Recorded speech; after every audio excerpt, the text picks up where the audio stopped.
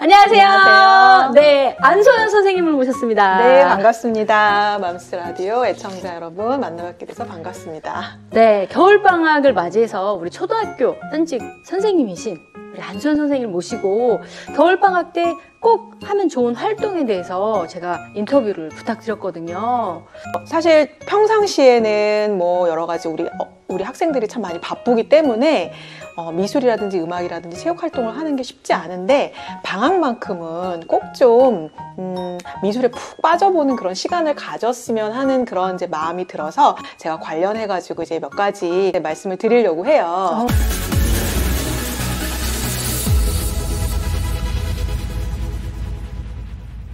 네, 그래서 일단 첫 번째로는 미술 활동과 관련해가지고 네, 제가 이번에 이제 책을 맞아요. 네, 내게 됐습니다. 책을 딱 네. 한마디 미술사라는 책을 내셨는데 네.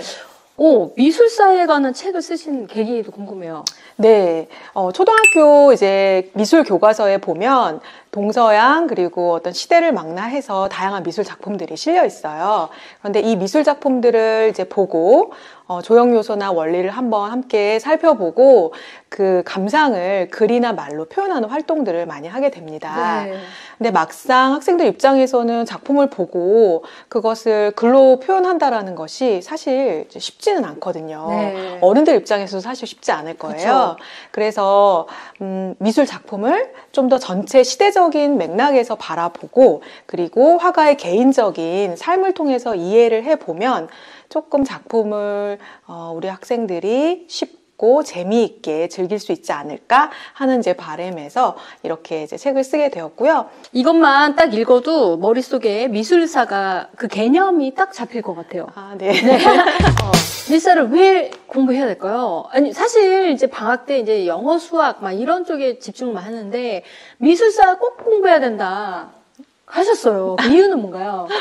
네, 시청자분들도 많이 들어보셨겠지만 아이들의 사고력을 키워야 된다라는 얘기들 많이 하잖아요. 그죠. 생각하는 힘을 기르기 위한 근간은 인문학이라고 생각을 합니다.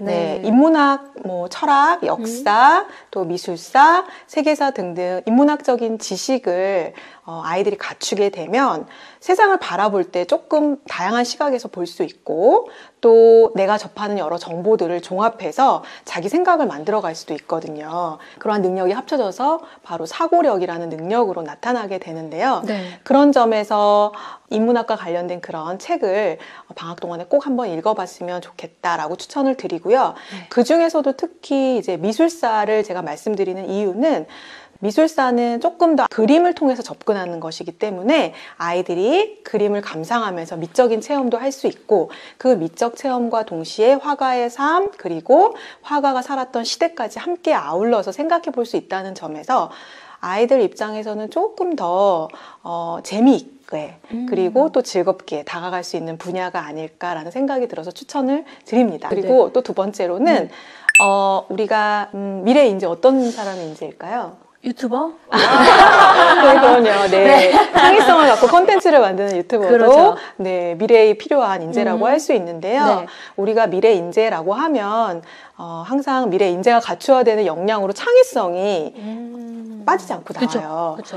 근데 과연 창의성이라는 것은 어떻게 기를 수 있을까라고 생각을 하게 되면 궁금증이 생기게 되죠. 네. 그런데 위대한 작품을 남긴 당대의 화가는 어떻게 보면 창의성의 끝판왕이라고도 할 수 있는 사람이에요. 그쵸. 네. 네. 과연 창의성은 어떻게 시작이 됐고 어떻게 탄생이 됐으며 또 이 화가는 어떻게 이렇게 위대한 창의성을 발휘할 수 있었는지를 화가의 삶을 통해서 좀 접근해 본다면 창의성의 탄생에 대해서도 알아볼 수 있는 그런 귀한 시간이 되지 않을까? 이런 생각을 이제 하게 됐습니다. 제가 아는 어떤 미술 선생님이 그런 얘기를 하더라고요.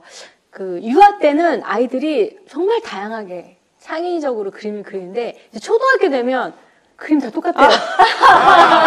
네. 네, 그거 보면은 깜짝 놀란다고.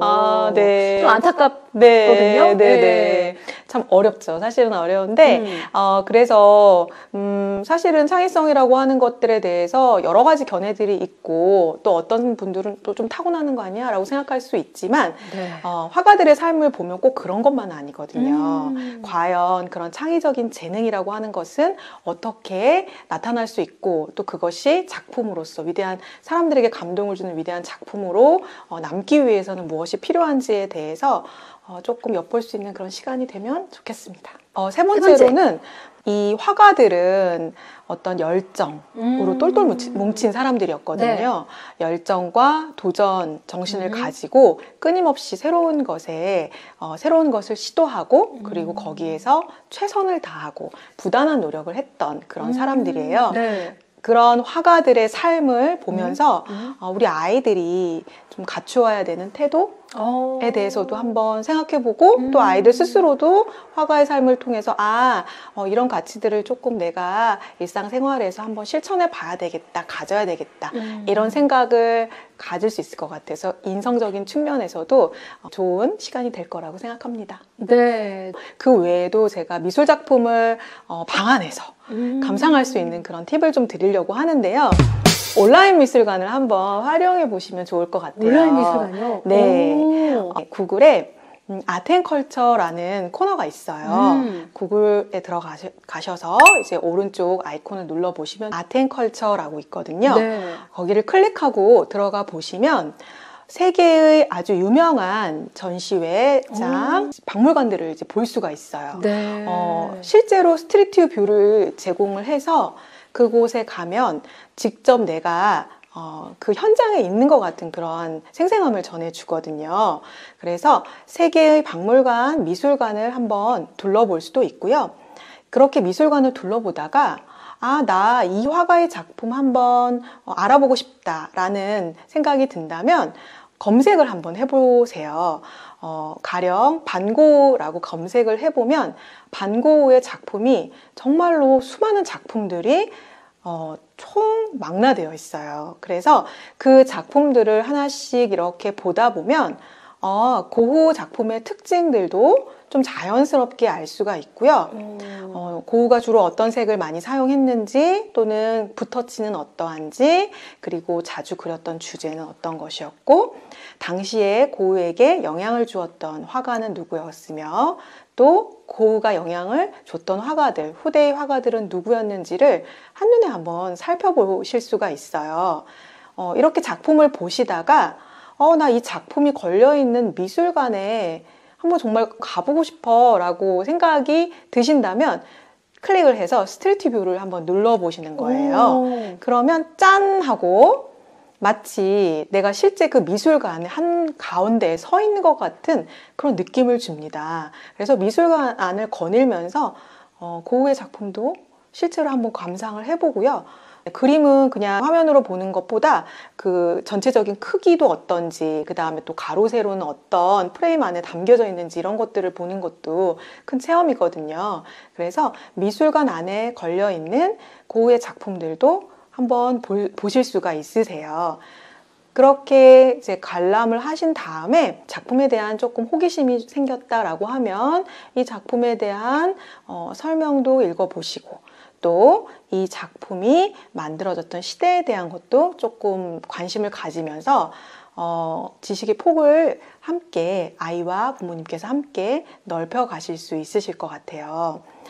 이렇게 온라인 미술관을 돌면서 작품에 대한 감상을 충분히 하시고 나면 사실 우리가 그렇게 미적 체험을 하고 나면 그림을 막 그리고 싶어지고 표현하고 싶어지거든요. 네. 그래서 간식을 먹으면서 집에서 온라인 드로잉을 할 수 있는 그런 코너도 있어요. 마우스로 이렇게 네. 그림도 따라 그려볼 수 있다고요? 네, 네. 자, 그림을 따라 그려보는 것까지는 없지만 명화를 하나 갖고 와서요. 네. 명화를 색을 좀 내가 다르게 바꿔보는 그런 활동도 네. 해보실 수가 있어요. 색깔도 나름대로 자기의 개성으로 색칠도 해보고요. 다 색칠을 한 뒤에는 원본과 한번 비교를 하면서 원래 작가는 어떻게 표현했는지도 함께 비교하면서 감상할 수 있는 그런 시간이 될 수 있습니다. 자, 이렇게 온라인 드로잉을 해보는 그런 코너도 있고요. 그리고 온라인 드로잉이 끝나고 나면 작품, 명화를 가지고 퍼즐 맞추기를 해보실 수도 있어요. 네. 그래서 퍼즐 맞추기를 통해서 또 작품에 대해서도 한번 다각적으로 체험해 볼 수도 있고, 네. 그 외에도 그림 가로 세로 퀴즈 맞추기 같은 코너도 있기 때문에 구글 아트앤컬처 사이트 안에서만 충분히 여러 가지 명화도 감상하고 그리고 실제 그 명화가 걸려있는 현장에 가본 듯한 체험도 해보고요. 그걸 해보고 난 다음에 재미있는 활동을 통해서 미술에 대해서 좀 즐겁게 그런 시간도 가질 수 있습니다. 그것만으로도 조금 아쉬울 수 있으세요. 그래요? 네네. 제가 미술과 관련된 보드게임을 하나 준비해왔습니다. 그래요? 네. 와.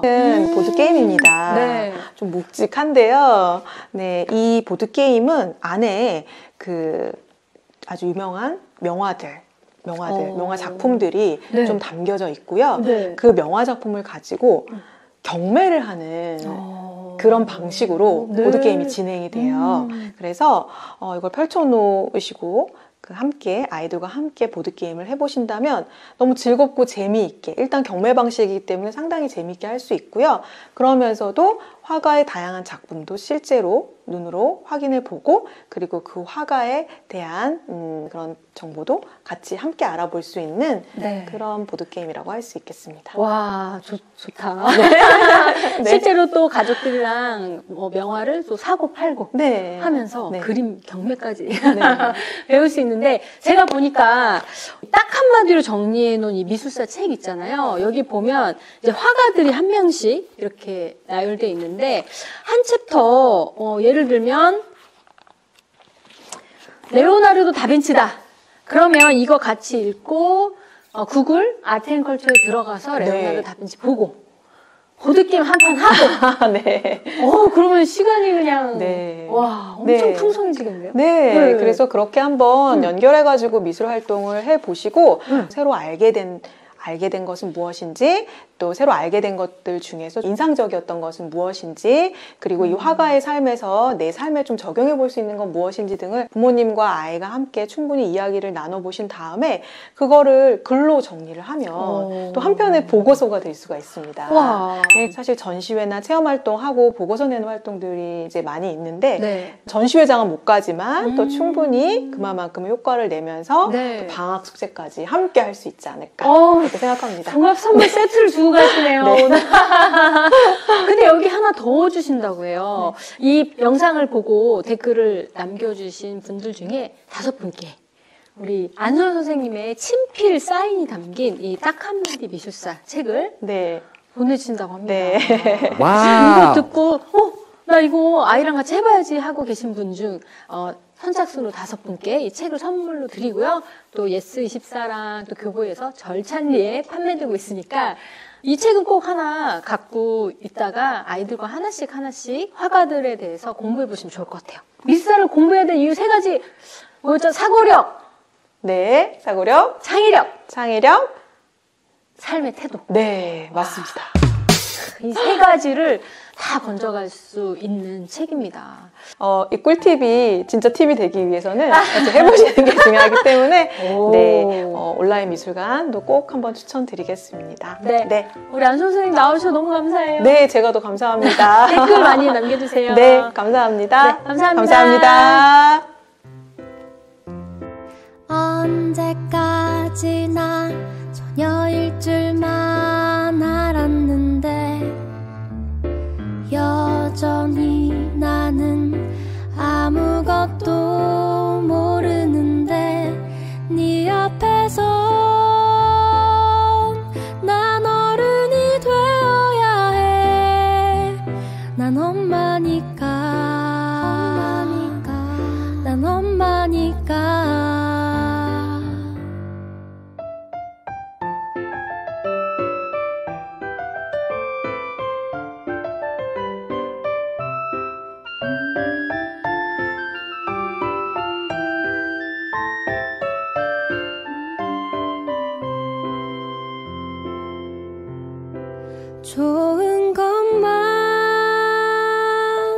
좋은 것만 주고 싶어.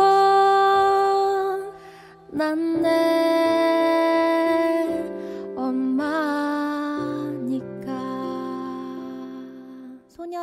엄마가 된 당신을 응원합니다. 맘스라디오.